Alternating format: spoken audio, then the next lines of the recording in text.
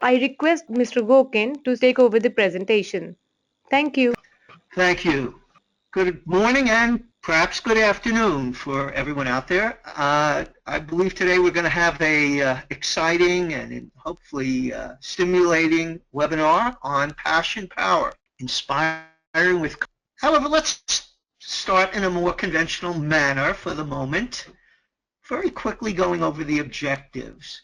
Uh, the first area we're going to look at is good energy, your best energy. Where is that? Where does it come from? How do you bring it about? What blocks it? And related to blockage and release, of course, is the whole notion of dealing with loss and letting go. Related to that, we're going to talk about some steps involved in what I call creative risk-taking. Then I'll share my 5P model of passion power. I think you'll find it hopefully inspiring. Then we're going to try to give you an exercise to think about, brings the model to life. Finally, some of my thoughts on how do you become a more compelling communicator, especially the new KISS. Some of you may remember the old KISS. Keep it simple, stupid. I did not like that. I thought it was kind of demeaning. So the Stress Doc's new KISS, keep it short and smart. And we'll see if I can walk my talk. But I want to pose 3 questions that really summarize our objectives today. In our TNT, time, numbers, and technology-driven and distracted world, if you're going to be a high-impact communicator, let me ask these 3 questions. Are you releasing your best energy, drawing on your hard-earned experience and wisdom? So the first question, are you really releasing your best energy, strengths, and skills? Second, are you being heard or are you just making noise? With all that distraction out there, how do you get through the buzzing, blooming confusion? And third, are you developing collaborative partnerships? Real give and take, free-flowing exchanges with people. So those are the 3 questions that I really want to keep in mind. Now, let me tell you a little bit how I like to operate. My goal is to help an audience become fit, F-I-T. We're going to make it fun, interactive, and thought-provoking. And to achieve this, I have my AAA method. I'm going to give you a chance to grapple with some anxiety, maybe even act out a little aggression, or at least, contemplate it, and engage life's slings and arrows with some playful yet purposeful absurdity. FIT, AAA, you know something about me. You know I've been living in the Washington, D.C. area way too long. I'm convinced if you've been here for a year or you have any involvement with a federal government agency, especially dealing with rules and regulations, etc., you definitely should be mandated to a 12-step AA group. Acronyms Anonymous. Okay, we're going to have fun, but it's not all fun and games. I can be serious. Remember this pompous State Department manager one day saying to me in one of my workshops, well, what do you call if you don't have any stress? And I said, denial. Okay, well, I'm sure none of us are in denial, but as my mother would say, Mark, I trust you, but I worry. Okay, enough. But let me throw a curve. Let's no longer be conventional. Let me ask a question. Even though you can only hear my voice, what's your impression of this individual, that is your speaker, so far today? I bet you have some, just on this 2 or 3 minute intro. When I do this with live audiences, of course, some people tell me you like to be center of attention, and I can't deny that. And center stage, you know that old expression? It's Gorkin? Yes, it's true. But there's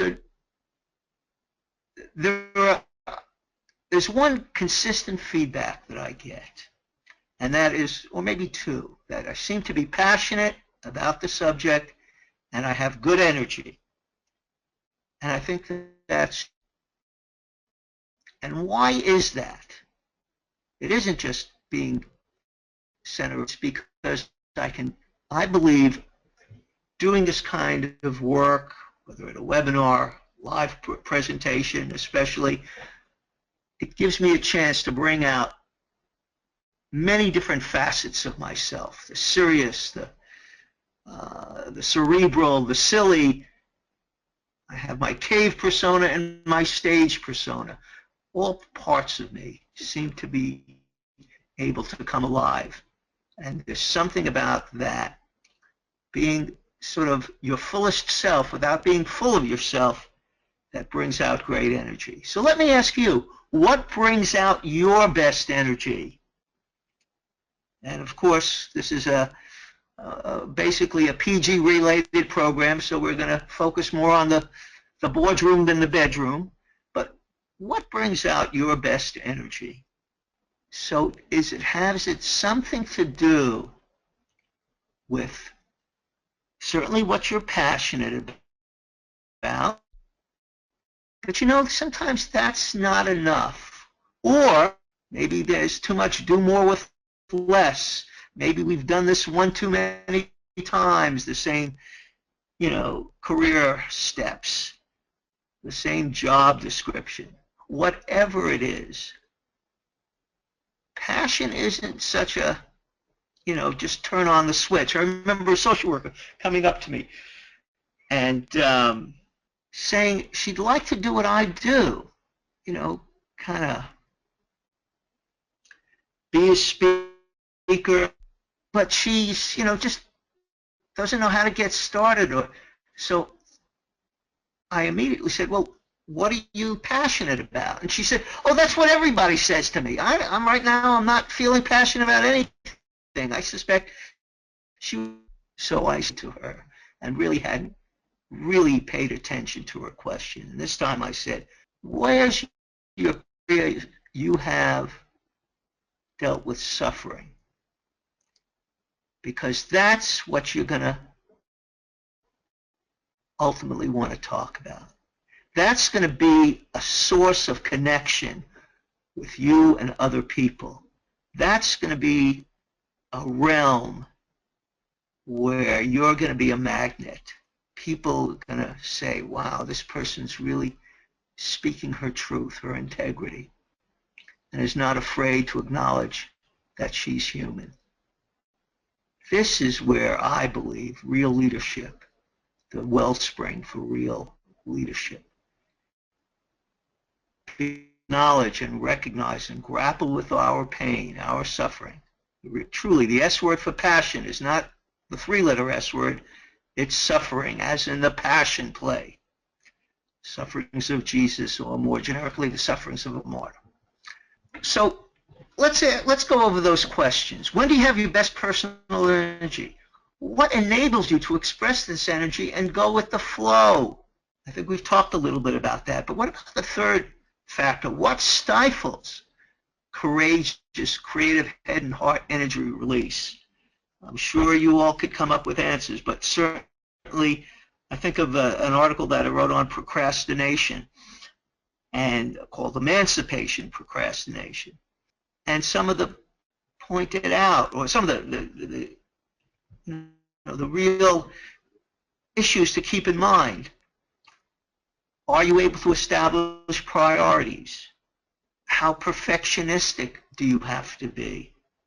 Sometimes it's important to put passion and imperfection over polish and perfection, because when we try things out and don't have to wait until they're perfect, we get great feedback that will help us strengthen future presentations, future problem solving. Sometimes what holds us back is that fear of failure, sometimes even fear of success. Boy, if I do well this time, what are they going to expect of me the next time? A difficulty saying no, setting boundaries. If you're the type E, everything for everyone, everywhere, every time, you're not going to have enough energy to be your most productive and creative as a communicator and as a leader. So what is the connection between pain, purpose, and passion? As I sort of indicated in that story, you have to find your pain, your wellspring of, I'm not going to let this happen again. I'm going to make sure there's some sense of justice, rightness. I want to be able to express my individuality and integrity and then share it with others. So all these kinds of issues really get to the heart of best energy. Another way of, I think you can be your best self, best energy, best communicator, is if you can poke fun of yourself. If you can realize that it's okay to have your flaws and foibles. I remember, I don't know if you know, I'm pioneering the field of psychologically humorous rap music. And as a therapist, calling it, of course, shrink rap productions. Well, I don't know if this is really rap, but I remember after a period of going through some depression and finally starting to feel a little lighter, I wrote this little number, if I can indulge your attention for a second. It's called Double-Edged Depression. Waves of sadness, raging river of fear, whirlpooling madness till I disappear into the depths of primal pain. Then again, no pain, no gain. Depression, depression. Is it chemistry or confession? Depression, depression. Dark side of perfection. Climbing icy spires, dancing at the ledge. The phoenix only rises on the jagged edge in a world of highs and lows. Hey, the cosmos ebbs and flows. Depression, depression. It's electrified obsession. High-flying depression. Exalted regression. So I'm pumping iron and Prozac too. What else can a real man do? In a life of muted dreams, how about a primal screamer? Depression, even inner child rejection. Depression, depression. Hallelujah for creative expression. Okay, you're probably saying, don't quit your day job. It's too late. This is my day job. Anyway, that ability to poke fun at our own flaws and foibles, to take down we have it all together mask. That's what really creates a connection with people. As a leader, they see you're not afraid to be real. You don't have to be perfect. You can laugh at your own flaws and foibles. People admire that courage. So I really want us to connect with that. And certainly, well, these were some of the things I was mentioning that can be finding and focusing our best energy. But letting go is vital. Just look at some of all these things we can relate to as can involve letting go, from the loss of a relationship, loss of a dream, health, mobility, power struggles. One of the most important things in a power struggle, someone says to you, you can't make me. What's the gut response? Oh, yes, I can make you. Unless we're mature enough to say something like, I don't know if I can make you or I can't make you. That's not where I'm coming from. If something's bugging you about this project or about me, can we talk about it?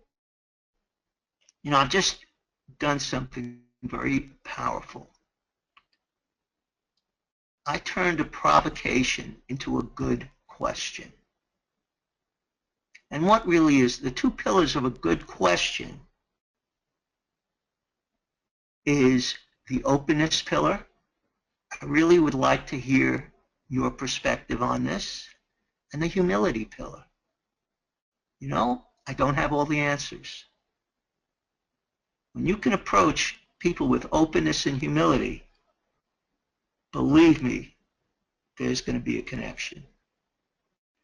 In fact, I call being respectful, not putting someone on some big pedestal. For me, being respectful means paying careful attention to a person's lived experience, emotional framework, and worldview. Paying careful attention to a person's lived experience, emotional framework, and worldview. So letting go, because unfortunately, if we can't let go and deal with some of the pain of letting go for sure, then we have what I call the vital lesson of the 4 R's. If not, no matter what you do or how hard you try, results, rewards, recognition, and relief are not forthcoming. And you can't say no or won't let go because you've invested so much time, identity, money, energy, right person, one right situation, acceptable outcome. Trouble awaits. The groundwork is being laid for apathy, callousness, and despair. So letting go is critical. But letting go isn't just letting go of a person or of a power struggle or of a job position. There's a whole process of managing loss and change, and I'd like to share them with you. First is the loss of the familiar. Anytime we're going through, we or people that we're leading, there's that loss of the familiar. Hey, this is my role, my job, I understand this. I know how to make this work. So that there's also the loss of the future. What's coming next? What's coming down the pike? There's also can be a loss of face. I've worked with a number of companies where employees tell me that 2 months ago, they got great performance reviews. And then, a couple of months later, they're being told that there may be budget cuts and downsizing. Think people take that personal? You're not kidding. Then the challenge of rebuilding the fire. Continuing with some of the grief work, would finally say, I don't like all of this, but how am I going to make the best of this situation? But I say getting in touch with your 4 angry eyes, sense of, what's the injustice? Has there been insult or injury? Has there been some sense of invasion of my boundaries? And do I have the intention to do something? Injury, and I'm not talking physical injury, more emotional injury. Invasion and intention. That's how we begin to rebuild the fire. Wanting to right a wrong. Wanting to improve something that needs more development, more access, more opportunity. And this is where you begin to reassert your focus. How you begin to, I'm ready to start knocking on doors, if not banging them down again. Let me get, more specific with this energy. What's 1 or 2 issues that I really need to work on right now? And then get feedback. What I call tender loving care, but tender loving criticism and tough loving care. Someone who's really going to be in your corner, but is going to speak truth to you. They're going to know because you've convinced them that you want them to speak truth to you. And this is not easy because people, let's say you're talking about, something happened to my grandmother and, she may be gone. Oh, I know what you mean, my aunt. And suddenly they're talking about themselves. So you have to find someone mature enough to really engage in a give and take relationship. And with this developing of these emotional muscles and going through this process of dealing with loss and change, because you're a role model as a leader. People see you deal with change, it's going to be a model for them. Some of the frustration in a constructive way, show that you're willing to deal with the pain, not be overwhelmed by it, but be able to manage it, whether, on your own or with another stress buddy. This is how you demonstrate real life leadership. And when you've done all this, you may be able to even have fun. It was Ernst Chris, the psychiatrist, said, what was once feared and is now mastered is laughed at. And of course, as the stress doc inverted, what was once feared and is now laughed at is no longer a master.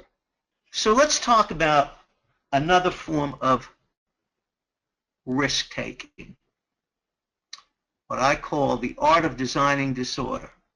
Now, we can't go into all these. If we had a live workshop, I would break the large group into groups, and each group would take one area. But first, in terms of these 5 steps, you want to go from the agenda to the arena. And I talked a little bit about this. This is where you get focused on those 4 angry eyes. Constructive, what I call, you really allow that feeling of constructive discontent to sort of percolate. There's a sense of no more. I need to take a stand. Now,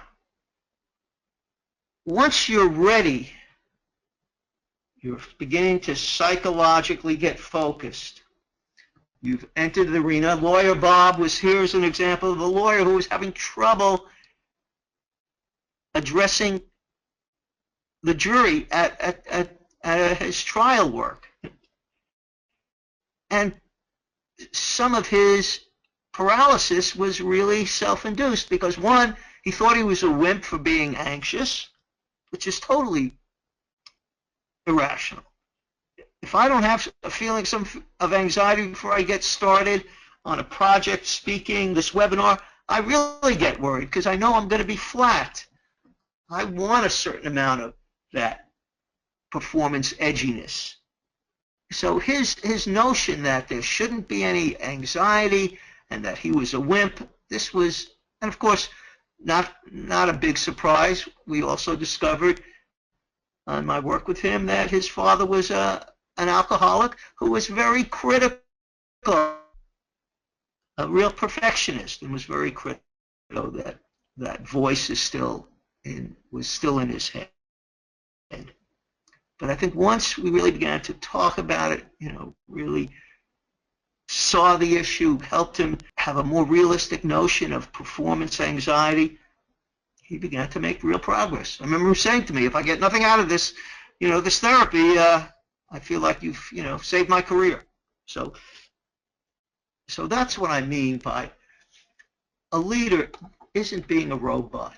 It's being human and knowing how to channel that human energy in a productive way. One way of kind of getting things started is, I call it jumping in over your head. There are different ways of learning. Some take a very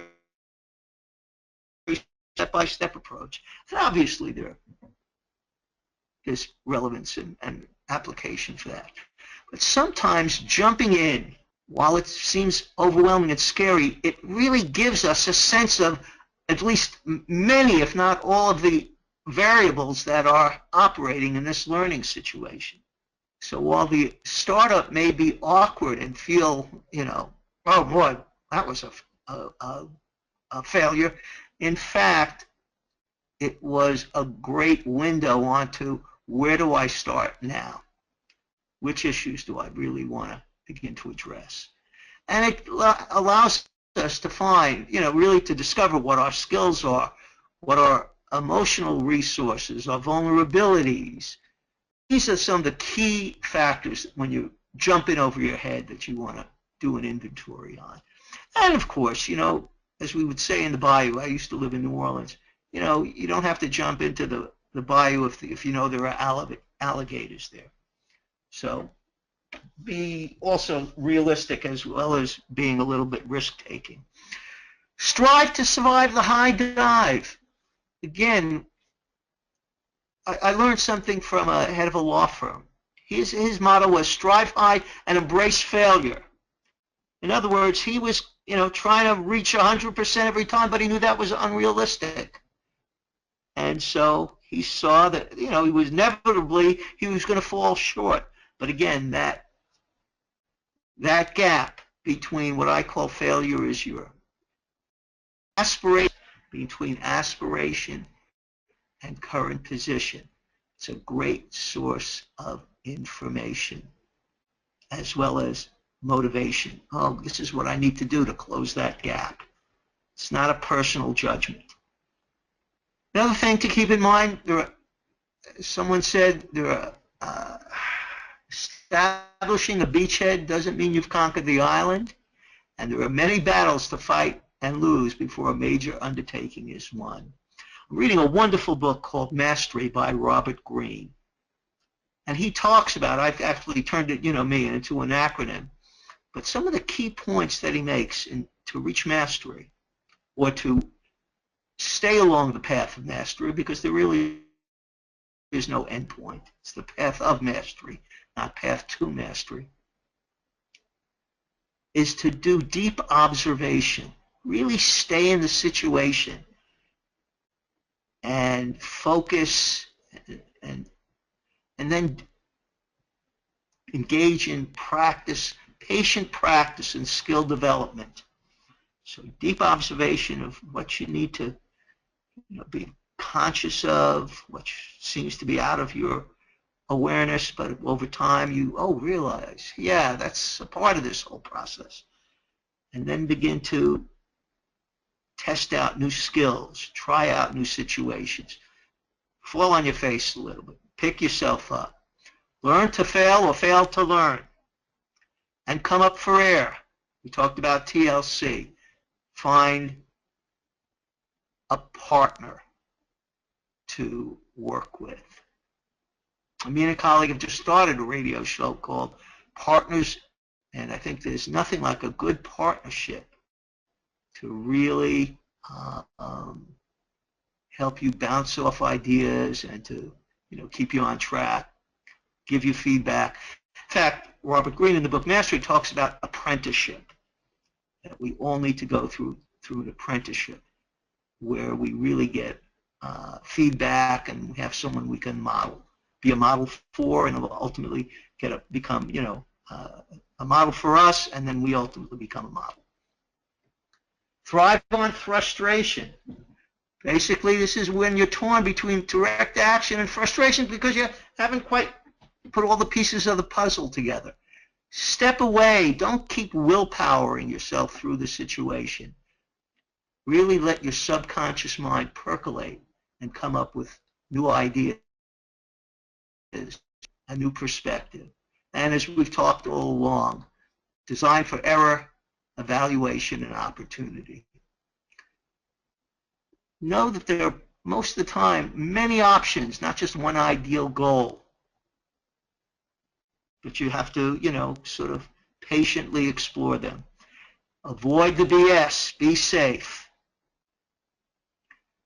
And stay with that ambiguity for a while because it allows for new connections in your brain. Allows for a new kind of integration and synthesis. Okay, a lot of powerful stuff here. That's the sort of the process. What about some of the personality traits of being a powerful leader? I came up with a model based on actually an Employee Assistance Program Association group asking me to give a talk on how do you give dynamic presentations. And I began to think, what do I, really try to bring to the table? Well, I like to use my head, or the cognitive, and the affective, and my heart. And I like to be serious, or gravitas. And I like to, use different kinds of humor, wit. And so I came up with the word comedia. And then we play a game. What do you get if you, put cognitive and gravitas together? And I said, understanding is one example, but when I think of purposeful, I think of the word aim. What actions have you taken? What was your intention What was your meaning? And how could other people interpret your meaning? So being purposeful, what's your action? What's your intention? What's the meaning ascribed both by yourself and others? Being provocative, again, it's not necessarily being, centrally.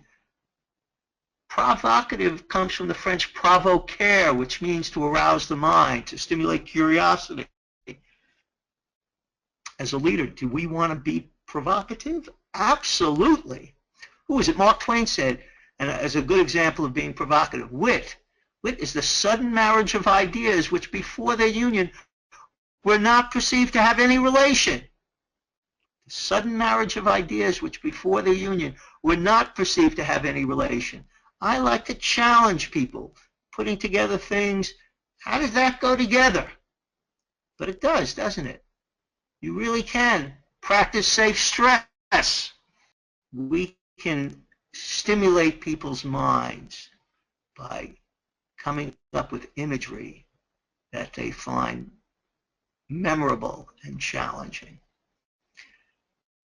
And on the other hand, we can also link the affective and gravitas and be passionate. And we talked about how passion relates to suffering, and a suffering is connected to our soul and spirit, and we want to release that, and we want to help release other people's soulfulness and spirit as a role model. And finally, affective. Affective and comedia, being playful. Play is one of the most important elements of human existence. It gives people an opportunity to practice roles, to let go and explore, to deal with all kinds of emotional expression, to be aggressive, to be absurd, to be adventurous. And when you can put together purposeful, provocative, passionate, playful, you have the fifth P. In my mind, you're a seeker of wisdom, being philosophical. So think about that. What's your strength of those four P's? Purposeful, provocative, passionate, and playful. What's your shadow side? What areas would you like to be stronger in? And then begin to do some reading. Talk to someone who you feel has, maybe a handle on sort of someone you see as a dynamic. Doesn't have to be an extrovert. It can be introverts can be with someone and see how, or sit down with a group of colleagues and see if you can find enough colleagues so that each person can identify a strength in one of those P's and also can identify a shadow side. And so talk to the person that has a real strong, let's say, sense of passion or being playful. I'm sure that I suspect many people in your work have a strong sense of being purposeful. I find that a lot, in the American work world. But how to be productively provocative, playful, passionate, that sometimes is not as easy to develop. So find people that you can explore these issues with. One way that I bring this to life, I call it my word exercise. And it very simply is this. Share an embarrassing moment. Begin. Share an embarrassing moment. Why do I use this exercise, especially with leaders? Because again, the more that we can be real, let down the mask, don't have to be so perfect, that we can acknowledge our humanness and share it with others, that's where people really begin not only to relate and connect, but to admire and to want to learn more from you, want to learn more about you, want to learn more from you. In fact, there's something about, I call it when you can confront your intimate foe. Why is acknowledging our embarrassment so powerful? First, in a world, today's world is so, and rightly so, focused on diversity and how to get different groups of people really to the workplace and share. But we don't want to overlook our mutual humanity. And embarrassment is certainly a universal, everyone can relate to being embarrassed. It's something we can all share and sort of bond over, especially and is now mastered, is laughed at. And it's so clear to me when people do this, see, and then someone shares, and then someone says, oh, that was good. Let me tell you about my story. And the room is abuzz with energy and laughter. And what's wonderful about telling stories, especially that have an emotional connection,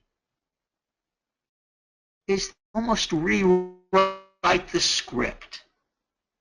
So an experience that at one time, had us red-faced, now, we can kind of step back and sort of chuckle. Now, I'm not being a Mary Poppins. Clearly, some of us have had experiences in our life that were much more than just embarrassing. It was abuse and humiliation.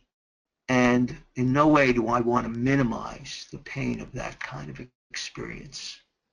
But I also know in the right setting, when you can acknowledge even the most humiliating experiences with someone where it feels safe, some of the shame begins to eventually, it no longer has sort of a death grip on us. And that's where real growth and real evolution can occur. When we open that Pandora's box and are willing to at least begin to put our arms around the shame a little bit. And finally, when you can your imperfections, it's really a life jacket in a storm of sea change. I'm going to float. I'm going to float, no matter how bad this storm is. I'm going to float. I'm going to land somewhere. And it's a great protective vest against those that, want to put you down or be, have a hostile streak. It's like, hey, you think you can make fun of me? Believe me, I can make fun of myself a lot better than you ever can. And again, that kind of feistiness, people respect it. And when you can share this kind of laughter and humanness, you're really building team chemistry. Some final wrap-up thoughts before we take questions. These are 5 A's, me, charter member of Acronyms Anonymous. But this is what I like to do to try to really connect with an audience, inspire. So I want to get their attention. I want them to stop, look, and listen. Then I want to create this sense of anticipation. What is this guy going to talk about next? I want people on the edge of their seats, and I want to be a little edgy. I want to create that sense of animation. Anima is the opposite of persona. Anima relates to the person's spirit. When we're dealing with a person's anima, we're touching them in a deep place, not on a superficial level. And anima is related to spirit, inspiration, which means to breathe life into. It's the God's breath into the human species. And I think of animated cartoons. I always think of them being as outrageous and just vital and lively and full of juice. And then I want to get into the activation phase, give people tools and steps that they can take to enhance their sense of confidence and competence and skill acquisition. And then I want to create a path for them so that we're not doing it just one time, but a mindset and a belief system and a hunger that says, yes, I want to develop this, so I want to really achieve some skill, high-level skills. I want to find out what I can do to bring out the best in myself. And I'm going to challenge myself that way. And it takes a while, as we said, back up and down, back and forth. But something emerges from that kind of intense study, practice, experimentation, self-evaluation, evaluative feedback, and putting it all together. And finally, I mentioned you know what, we're going into it. I'm just going to reinforce. If you want to be compelling, keep it short and smart. Know that most of the time less is more, but sometimes more is more. Stand out. Don't just be outstanding. In this crazy communication universe that we live in, it's hard to be outrageous, not just out of the box. I think we're going to have to wrap it up now, so I'm ready for any questions from the audience, if there are any. All right. Thank you, Mr. Gorkin. That was a very, really interesting session. I'm sure audience must have enjoyed it. Actually, we have to wait for 2 more minutes. We are receiving questions from the audience. Okay, thank you, Shruti. This is for all the audience. You can still submit your questions using the chat box. Well, if there are no questions, I could We are share a receiving, funny yeah, story. we are receiving compliments from the audience. They just like the presentation very much. Yes, we got one question Oh, from good, thank you. Deborah. Deborah, she's asking like, Yes. where do you do workshops? Where do I do them? My motto, have stress, will travel, a smart mouth for hire. So usually I do workshops when an association or a company brings me out.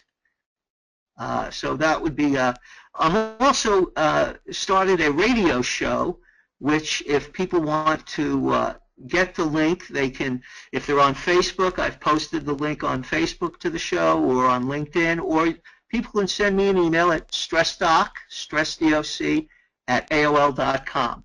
So, if anyone has a follow-up question. All right. She again wants to ask, are you in private practice? And if yes, where? Um, I'm not in private practice. I'm based in Columbia, Maryland. What I do is phone coaching. In fact, in the last year, I had people from Australia, London. So I've done phone coaching with people around the world, and I've found that very engaging and stimulating, and I believe it's been very helpful for the people who have contacted me. So again, if you want to find more information, please just shoot me an email at stressdoc@aol.com. Okay, moving on to our next question. We have a very good question from Sherry. Uh, you had a bullet title, Quick Assessment of Skills, Gaps, Sorry. and Resources. SERVS. What does SERVS stand for? Oh, skills and resources. Serves. I think she's talking about the acronym. It talks about skills, emotional resources, vulnerabilities. Where are the areas that you feel shaky, where you may need to talk to a coach or figure out your own, strategy of how am I going to address this. I think of my father, who in midlife overcame a big playing sports because his brother was a very good athlete, and he realm more introverted too, but in midlife when he was making a lot of changes, one of the things or two things he did is, one, he gave up smoking and he took up tennis, and that was a big step for him because it really opened the Pandora's box of all the humiliation and shame around athletics and physical fitness. So for him, and he really dedicated. He hired a coach. By that time he was able to get home. In the late afternoons, he was on a tennis court. He just devoted himself, and it really made, I think, such an important difference in his sense of his own self-image. Tennis and therapy. He was an unusual man in that, and later in life he went into group therapy. But things that the things that we want to really evaluate are our skills, our resources, and not be afraid to look at our vulnerabilities and to get that support. Thank you for the question. All right. We got lots of appreciation comments from the audience. People are saying it was a very thought-provoking presentation and very enjoyable, and they love the rap as Oh, well. So thank you, everyone. If you still have some questions, you can send in your questions at ceu@solvehealth.com or webinar@solvehealth.com. Once you leave today's webinar, you will receive a thank you email within 24 to 48 hours with a link to event feedback form, and we would really appreciate if you fill that and provide your feedback. And in this email, you will also receive today's webinar recording. This presentation will be available to watch after 72 hours on solveinstitute.com. You will receive an email with all the information pertaining to this webinar and how you can earn your CE certificate. Thank you everyone for your participation. We hope you found this information valuable. We'll be coming with more interesting webinars next month as well, so keep in touch. Thank you everyone and have a nice day. Goodbye. goodbye.